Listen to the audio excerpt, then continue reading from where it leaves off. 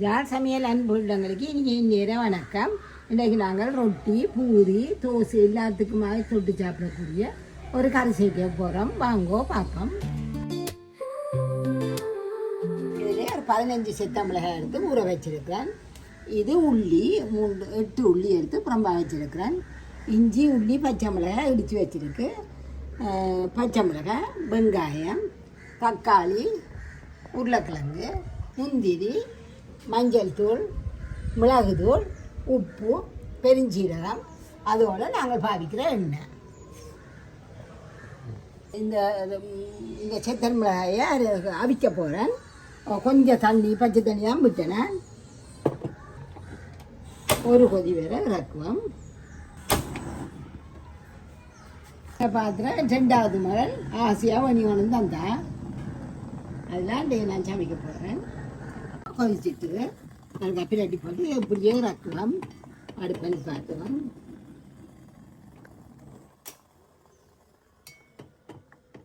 எல்லாம் ஆற விடணும். இது ஒரு கோப்பைக்குள்ள ஊற்றி ஆற விடுவோம்.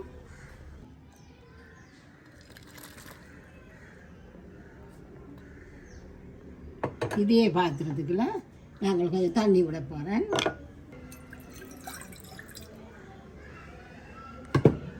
அந்த தண்ணியை கொதிக்க வைக்காம நாங்கள் இந்த கிழங்கையும் சீவி தக்காளி பழத்தையும் பட்டி கொண்டு வருவோம். வாங்கோ. இப்போ இந்த கிழங்கை நான் அவிய போட போகிறேன்.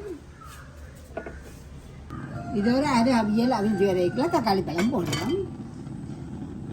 கொஞ்சம் தண்ணி விடுவோம்.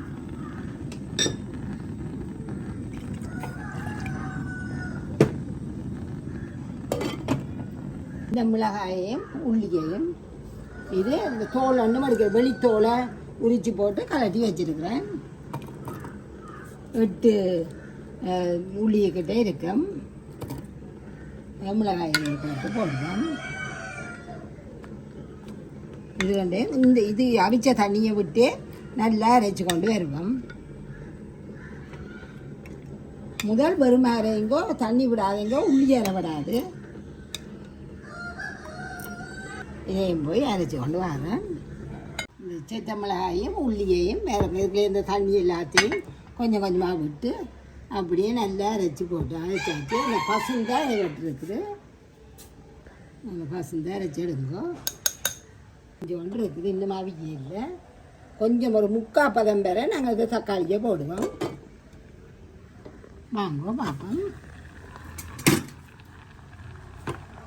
அவிஞ்சோண்டு வந்துட்டுது. நாங்கள் அது தக்காளியை போடுவோம்.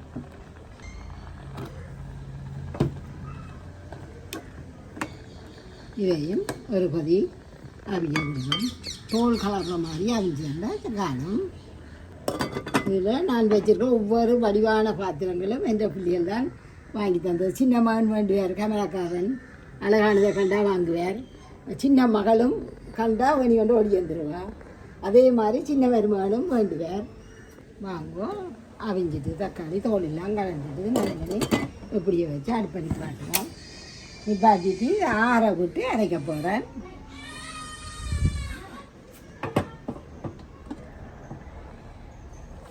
இதே தண்ணியை தான் விட்டு விட்டு அரைக்கணும். ஆனால் முதல் நாங்கள் தண்ணி ஒன்றும் விடாமல் சுற்றி 2 சுற்றி போட்டு தான் அவிக்க போகிறோம். 2 சுற்றி போட்டு அரைக்க போகிறோம். இது கொஞ்சம் ஆற இந்த தோல்களை கலட்டி எடுத்து விடுங்க. தோல்களை கலட்டி விடுங்க. இந்த தக்காளி கொஞ்சம் காயாக போயிட்டுது. நீங்கள் நல்ல பழமாக எடுங்க. இதோட அளவு வந்து இப்போ 150 கிராம் தக்காளி எடுத்திங்கன்னா 100 கிராம் உருளைக்கிழங்கு போடுங்க. இது நல்லா ஆறிட்டுது. இப்போ நாங்கள் இதை அரைக்க போகிறோம். அதுக்கு முதல் இந்த முந்திரியே போடுவோம். இதில் முந்திரியம் போட்டு ஒரு தேக்கரண்டி அளவு பெருஞ்சீரகம் போடுறேன். இது தண்ணியை புறம்பா தண்ணி வச்சுருக்குறோம். இதை முழுக்க போடலாம். தண்ணியை விட்டு நல்லா அரைக்கணும். பசுந்தாக வரும். வாங்க தண்ணியை எடுத்துக்கொண்டு போவோம். போய் பசுந்தாக அரைச்சிக்கொண்டு வரோம். வாங்க பசுந்தாக அரைச்சி கொண்டாச்சு. நாங்கள் சமைக்க தாங்கும். பாவிக்கிறேன் எண்ணெயை விட போகிறேன். ஒரு 2 கரண்டி விடுங்க. சூடு கொஞ்சம் ஏறினோடனே வெங்காயத்தை போடுங்க. வெங்காயம் பச்சை மிளகாய் போடுங்க.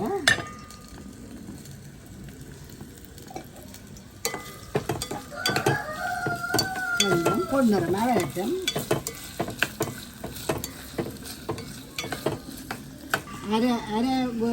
அரை அவியல் வந்தோடனே நாங்கள் இஞ்சி உள்ளியாக போடுவோம்.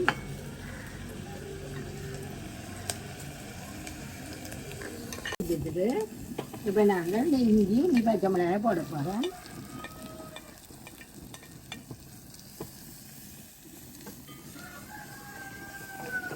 நல்லா வதக்கணும். இன்னும் பச்சை மிளகாய் வெங்காயம் பொன்னிறமாக வரையில அது மட்டும் வதக்கணும்.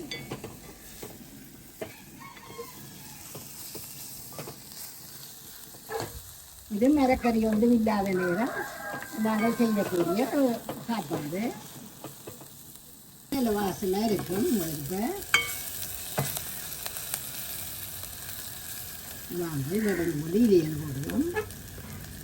கருவேப்பிலை போடுங்க. இதை சித்தப்பளை கலவை போட போகிறேன். இதுவும் கூட உழைப்புக்கு ஏற்ற மாதிரி போடுங்க.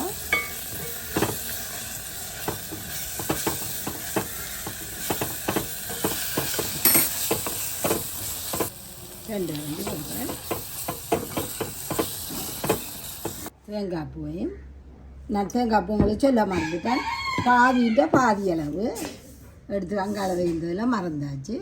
இதை கொஞ்சம் தண்ணி விட்டு பசந்தாக இருக்கும். இதே மாதிரி வச்சு கொண்டு வரேன். இது கட்டாயம் வண்டி இல்லை. ஆனால் இதை போட்டிங்கன்னா இப்போ விசேஷ நாட்களில் இதை போட்டிங்கன்னா கொஞ்சம் கூட நல்லா இருக்கும். இந்த வச்ச தக்காளி உருளைக்கிழங்கு விட போகிறேன். இதை கழுவி இந்த தண்ணியையும் விட போகிறேன். இது ரொட்டி தோசை எல்லாத்துக்குமே நல்லா இருக்கும். கிட்டத்தட்ட ஒரு சட்னி மாதிரி தெரியும் பாருச்சு. நம்ம இதில் கழுவி எல்லா தண்ணியையும் விடுவோம்.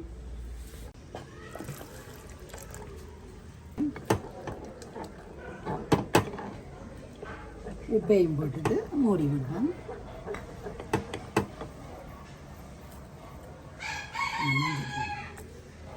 மஞ்சத்தூள் கொஞ்சம் போடுங்க. இது தனி மிளகாய் தூள்ன்ற வழியாக தான் தனி மிளகாய் அரைச்ச வழியாக எங்களை ஜால் சமையல் தூள்ண்டா எல்லாமே இருக்கும். இது கொஞ்சம் மிளகு நல்லா கொதிக்க விடுவோம். மூடி விடுவோம். மரக்கறியில் ஒன்றும் இல்லாத நேரம் இப்படி சோத்துகளையும் சாப்பிட நல்லா இருக்கும்.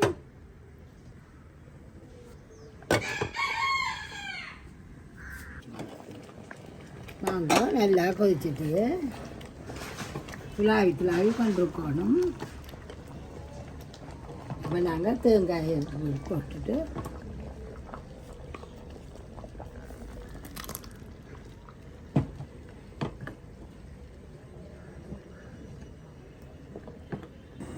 இப்போ தேங்காய் இல்லை தானே தேங்காய் வாங்குறது சரியான சிரமமாக இருக்குது. தேங்காய் போடாமையும் நீங்கள் இதே மாதிரி செய்தீங்கடா இப்படி வரும். இது கொஞ்சம் ருசி வித்தியாசம் தேங்காய் பூ போடுறது. மற்றபடி நல்லா இருக்கும் தேங்காய் போடாமையும். இப்படியே அடுப்பு பண்ணி பாட்டி விடுவோம். நல்லா கொதிச்சுட்டு மூடி போட்டு அடுப்பு பண்ணி பார்த்துவோம். அப்போ துறப்போம். இதுவும் இந்த சட்டி அடுப்பு பண்ணி பார்த்த அப்புறம் கொதிச்சு கொண்டே இருக்குது. இதே மாதிரி செய்யுங்க. இந்த நாளும் சம்பல் சட்னி அரைக்காமல் வித்தியாசமாக இருக்கும். இது அந்த பரோட்டா அதுகள்லாம் நல்லா சிலாக்கள் நல்லா குழைச்சி அள்ளி சாப்பிடுவோம். அவைகளுக்கெல்லாம் இது நல்ல ஒரு கறி. இதே மாதிரி செய்யுங்க. இப்படியே வரும்.